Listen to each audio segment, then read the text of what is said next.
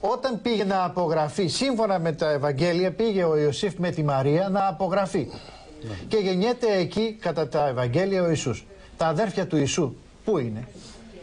Εάν είναι προγενέστερα, έπρεπε να είναι μαζί με τον Ιησού να συναπογραφούν. Έχει μαζί του την αραβωνιασμένη Μαρία. Άλλο ερώτημα, γιατί δεν την έχει παντρευτεί, ενώ κατά τη σύλληψη είναι αραβωνιαστικιά του και κοντόγενη και στη γέννα ακόμα αναφέρεται ως αραβωνιαστικιά. Δηλαδή υπάρχουν δεκάδες ερωτήσεις. Γιατί ανέβηκε ο Ιησούς σε υψηλό όρος Λίαν για να δει τα έθνη της γης? Μπορεί να δει κανείς σε μια σφαιρική γη τα έθνη της γης? Και αν είναι θεωρητικό το ερώτημα και παραβολικό, γιατί δεν τα είδε από το πτερίγιο του ναού που μόλις προηγουμένως ήταν ανεβασμένος επάνω? Μάλιστα.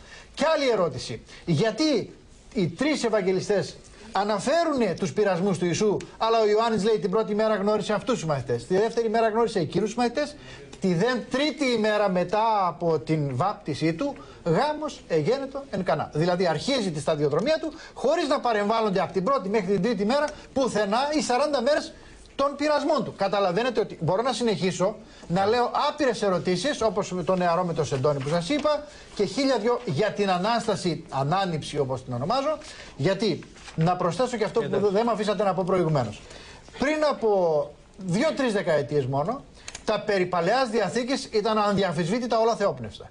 Τώρα που έχουν γραφτεί σωρία βιβλίων και αμφισβητούν την Παλαιά Διαθήκη, ο ίδιος έγραψα 3 βιβλία κριτικά για την Παλαιά Διαθήκη, κανένας δεν δέχεται την Παλαιά Διαθήκη ως θεόπνευστη ή ελάχιστοι μόνο, και αυτοί μόνο έχουν λόγους να υπακούν στο δόγμα. Γιατί? Γιατί η Παλαιά Διαθήκη είναι γεμάτη από ανεξήγητα έσχη, στρατοκρατούνται όλοι οι ήρωές της, τα θαύματά της είναι θαύματα θανάτου και ασθενειών. Έσχη των ανθρώπων. Λοιπόν, και σήμερα, τώρα πριν έρθω εδώ, σε ένα περίπτερο που σταμάτησα, γενομένη συζητήσεως επειδή είχα έρθει αρκετά νωρίς, ένας στους δύο απέρριπτε με τα βεβαιότητα στην Παλαιά Διαθήκη, στηριζόμενος μόνο στην Καινή. Και τελειώνω λέγοντας ότι το ίδιο πρόκειται να συμβεί σύντομα και για την Καινή Διαθήκη. Απλά επειδή χριστιανοκρατείται ο ελληνικός κόσμος και ο ευρύτερος δυτικός κόσμος, οι αμφισβητήσεις δεν ήταν ευρύτερα γνωστές. Αυτά που σας ανέφερα, ένα μικρό δείγμα από τις ερωτήσεις που έχω στο βιβλίο που σας έδειξα την περασμένη φορά.